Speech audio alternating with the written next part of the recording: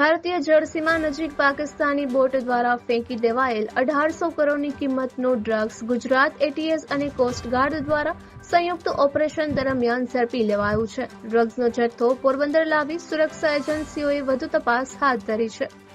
Gujarat એટીએસના PI જે.એમ. પટેલને તારીખ 10ના બાતમી મળી હતી કે પાકિસ્તાનના ફિદા નામના ડ્રગ્સ માફિયાનો આશરે 400 કિલો જેટલો ગેરકાયદેસર માદક પદાર્થનો જથ્થો પસની બંદરેથી પાકિસ્તાની ફિશિંગ બોટમાં ભરી તારીખ 12ના રાત્રિના 8 થી તારીખ 13 સવારે 4 કલાક દરમિયાન પોરબંદરના આઈએમબીએલ નજીક ભારતીય જળ સીમામાં આવનાર છે અને ચેનલ નંબર 48 ઉપર પોતાની કોલ સાઇન્સ રમીઝના નામથી તમિલનાડુ બાજુની કોઈ બોટને સાદિકના નામે બોલાવી તેને આપનાર છે અને તે માદક પદાર્થનો જથ્થો તમિલનાડુ ખાતે લઈ જનાર છે.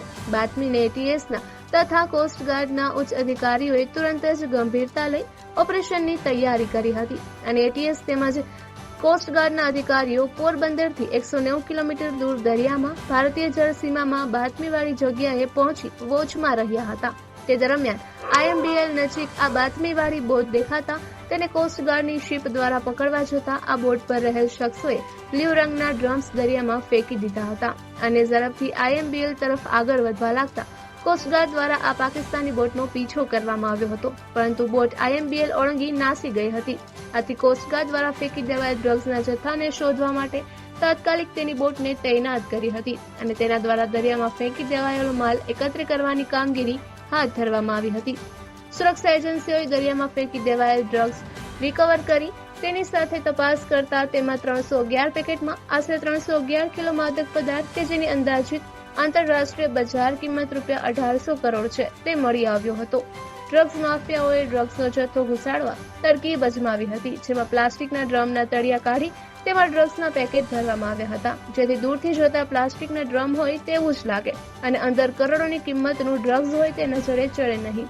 આ બ્લુ કલરના ડ્રમમાં તેવું મેકેનિઝમ હતું જેથી આ ડબ્બા દરિયામાં ડૂબવાને બદલે તરવા લાગે. ડ્રગ્સ માફિયાએ બ્રાઝિલની જાણીતી કોફી બ્રાન્ડ ડેલ્ટાના પેકેટમાં ડ્રગ્સનો જથ્થો ભરી રવાના કર્યો હતો. આથી પેકેટ કોઈના હાથ લાગે તો પહેલી નજરે તેમાં કોફી હોય તેવું જ જણાય, પરંતુ સુરક્ષા એજન્સીઓની બાજ નજરને કારણે વધુ એક વખત કરોડોનું ડ્રગ્સ ઝડપાયું છે. આ અંગે ગુજરાત એટીએસ ખાતે ગુન્હો નોંધી આગળની કાર્યવાહી હાથ ધરવામાં આવી છે. ડ્રગ્સનો જથ્થો હાલ પોરબંદર એસઓજી કચેરી ખાતે લવાયો છે, જ્યાં એફએસએલ સહિતની ટીમ દ્વારા ચકાસણી હાથ ધરાઈ છે. ગુજરાત એટીએસ દ્વારા 2018ની આજ સુધી દરિયાઈ માર્ગે ફિશિંગ બોટ મારફતે ઘૂસણખોરી કરવામાં આવતા માદક પદાર્થો બાબતે અલગ અલગ રેડ દરમિયાન દરિયાઈ માર્ગમાંથી 77 પાકિસ્તાની, 34 ઈરાની, 2 નાઇજીરિયન સહિતના કુલ 163 શખ્સો પાસેથી 20 કેસમાં 5454 કિલો ડ્રગ્સ કબજે કરવામાં આવ્યું છે, જેની આંતરરાષ્ટ્રીય બજાર કિંમત 10,277 કરોડ જેટલી થાય છે. ફિદા નામના ડ્રગ્સ માફિયાનું અગાઉ પણ દરિયામાંથી ઝડપાયેલ કરોડોની કિંમતના ડ્રગ્સમાં નામ ખુલ્યું હોવાનું જાણવા મળે છે. નિપુલ પોપટ, પોરબંદર ટાઈમ્સ.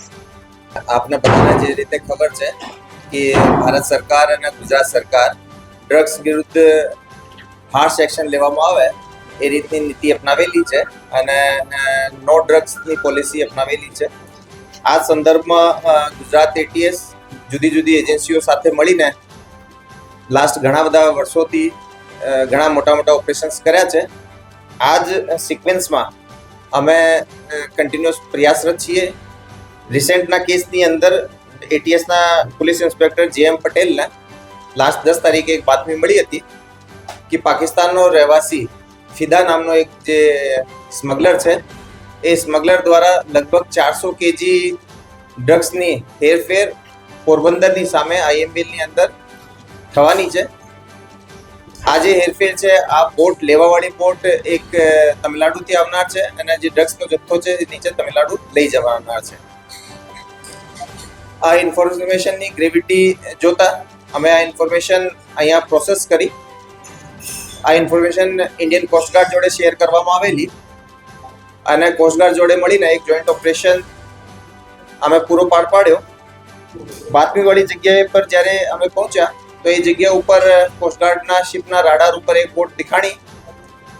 આ જે લોકેશન હતી એ આ ભારતીય સીમામાં આઈએમબીએલથી લગભગ 2 માઇલ અંદર હતી. આ જે પાકિસ્તાની ફિશિંગ બોટ હતી આ બોટ કોસ્ટગાર્ડના શિપને પણ થોડીક દૂરીથી જોઈ ગઈ અને એવી સ્થિતિમાં જે સ્ટેન્ડર્ડ આ લોકોનું રિએક્શન હોય છે કે એ લોકો માલ ફેંકી દે છે અને ભાગવા માંડે છે, તો એ લોકો સેમ આજ કામ કર્યો. આ પર્ટિક્યુલર ઓપરેશનમાં આ જે જગ્યા છે આ IML થી બહુ નજદીક હોય. આ જે બોટ છે એ પાકિસ્તાની એરિયામાં જતી રહી.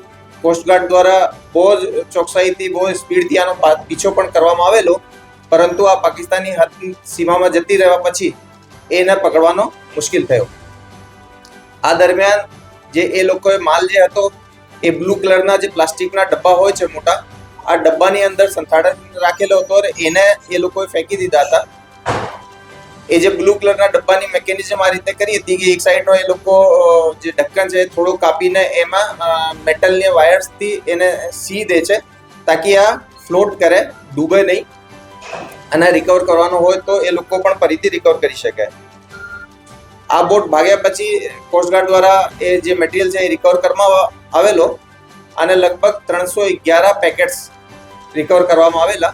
આમાં અંદાજિત 311 kg મેથેમ્ફેટામાઇન થવાનો અમને પ્રાઇમા ફેસી લાગી રહ્યો છે, જેની આંતરરાષ્ટ્રીય માર્કેટની જે સ્ટ્રીટ લેવલ વેલ્યુ હોય છે એ લગભગ 1800 કરોડ થાય છે.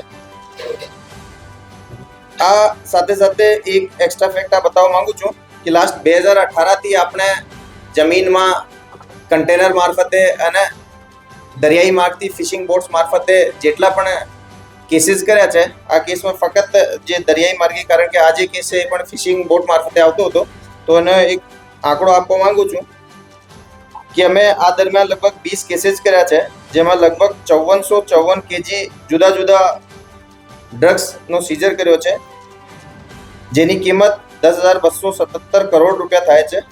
એમાં ટોટલ 163 આરોપીઓ પકડ્યા છે, જેમાં 77 પાકિસ્તાની, 34 ઈરાની, 4 અફઘાની, 2 નાઇજીરિયન અને 46 ઇન્ડિયન આરોપીઓ પણ પકડાયેલા છે. Thank you. સર, આજે ત્રાસવાદી જે ખરાબ જેનું નામ ચેનલ છે, આપણને માહિતી મળી કે ગેંગ વિશે તમે થોડું ઇલોબરેટ કરો ને. આ જે યુવાનો એ લોકો સતત આવું કરી રહ્યા. આ પર્ટિક્યુલર જે ફિદા છે એ આપને ખ્યાલ હશે કે લાસ્ટ યર પણ એક 173 kg હશીશનો એક કેસ આપણે થયો હતો, તો એ કેસમાં પણ એ જ આરોપીનું નામ ખુલ્યો હતો. આ એક રીઢો ત્યાંનો સ્મગલર કહેવાય અને આ મેનલી ઇન્ટરનેશનલ માર્કેટમાં ઘણી બધી જગ્યાઓ પર મટીરિયલ મોકલતો હોય છે. તો આ નામ અમારી એજન્સીમાં પહેલા પણ આનો નામ ખુલેલો છે.